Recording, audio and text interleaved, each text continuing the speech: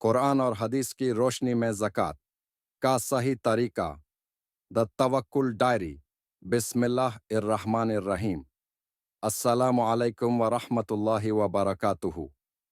आज हम बात करेंगे एक ऐसे फ़र्ज़ इबादत के बारे में जो सिर्फ हमारी माल की पाकीज़गी का सबब नहीं बनता, बल्कि गरीबों और ज़रूरतमंदों के लिए रहमत का ज़रिया भी है। जी हाँ, हम बात कर रहे हैं ज़कत की। ज़कात सिर्फ एक फ़र्ज़ नहीं, बल्कि एक ऐसी इबादत है जो हमारे दिल को सखी बनाती है, हमारे माल को बरकत देती है और हमारे गुनाहों का कफ़ारा बनती है।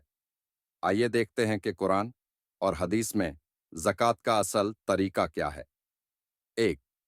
ज़कात की अहमियत कुरान की रोशनी में अल्लाह सुब्हानहू व तआला कुरान में फरमाते हैं, और नमाज कायम करो और ज़कवा अदा करो। सूरह अल-बक़रह 2:110। इस आयत से ये बात समझ आती है कि नमाज और ज़कात दोनों इस्लाम की बुनियादी इबादत हैं। लेकिन सवाल यह उठता है कि ज़कात का असल तरीका क्या है? कौन लोग ज़कात देने के लिए ज़िम्मेदार हैं और ज़कात किनको दी जाए? तो ज़कात किस पर फ़र्ज़ है? रसूलुल्लाह सल्लल्लाहु अलैहि वसल्लम ने फरमाया, इस्लाम की बुनियाद 5 चीज़ों पर है। अल्लाह की वहदानियत का इकरार, नमाज कायम करना, ज़कात अदा करना, रमज़ान के रोज़े रखना और हज करना। बुखारी मुस्लिम। अगर किसी के पास 755 ग्राम सोना या 656 ग्राम चांदी या इसके बराबर माल हो और एक साल गुजर जाए, तो उस पे 2% ज़कत फ़र्ज़ है।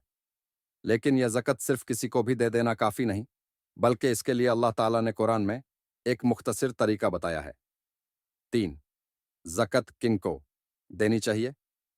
अल्लाह ताला फरमाते हैं, ज़कत सिर्फ फ़ुक़रा, गरीब, मसाकीन, इसके आमिल, ज़कत इकट्ठा करने वाले, नया मुस्लिम होने वाले, गुलामों की आज़ादी, कर्जदार, अल्लाह की राह में और मुसाफिर के लिए है।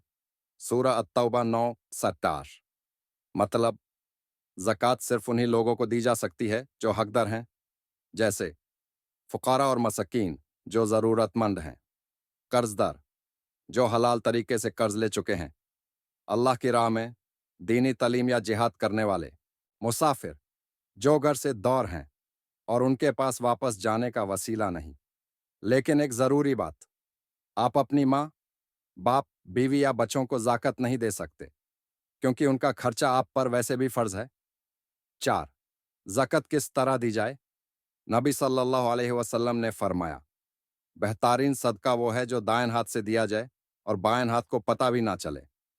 बुखारी। यानी ज़कात छुपकर देना बेहतरीन तरीका है। हमें चाहिए कि गरीब और ज़रूरतमंद तलाश करें और इज़्ज़त के साथ उनकी मदद करें। अगर आप चाहें तो ज़कात किसी मस्जिद, मदरसा या इस्लामी ऑर्गेनाइजेशन के ज़रिए भी गरीबों तक पहुंचा सकते हैं, मगर सिर्फ उस जगह जो सचमुच अमानतदार हो। 5. क्या ज़कात सिर्फ रमज़ान में देना ज़रूरी है? नहीं। ज़कात किसी भी वक्त दी जा सकती है जब एक साल पूरा हो जाए। लेकिन लोग अक्सर रमज़ान में देते हैं क्योंकि इस महीने में सवाब 70 गुना बढ़ जाता है। ज़कात सिर्फ गरीबों की मदद का नाम नहीं, बल्कि ये एक इबादत है जो हमारे माल को पाक करती है और हमारी ज़िंदगी में बरकत लाती है। नबी सल्लल्लाहु अलैहि वसल्लम ने फरमाया, माल की हलाकत ज़कात ना देने की वजह से होती है। तिब्रानी अल-मुजम अल-सग़ीर। और एक और हदीस में रसूलुल्लाह सल्लल्लाहु अलैहि वसल्लम ने इरशाद फरमाया, अपने माल को ज़कत देकर मजबूत किले, फोर्ट्रेस में महफूज कर लो। तबरानी शुअब अल ईमान। यानी जो शख्स ज़कत अदा करता है, उसका माल अल्लाह की हिफाजत में रहता है और किसी भी बला या नुक़सान से महफूज होता है। अल्लाह ताला हमें अपनी माल की पाकीज़गी और हिफाजत के लिए ज़कत अदा करने की तौफ़ीक़ अता फरमाए। आमीन। तो दोस्तों, अगर आप पर ज़कत फ़र्ज़ है, तो आज ही इसे अदा करने का इरादा करें। और अगर ये मालूमात पसंद आई हो, तो वीडियो को लाइक करें, शेयर करें और द तवक्कुल डायरी को सब्सक्राइब करें, ताकि आपको और भी बेहतरीन इस्लामी कंटेंट मिलता रहे। जज़ाकुमुल्लाहु खैरन। अस्सलामु अलैकुम व रहमतुल्लाहि व बरकातुहू।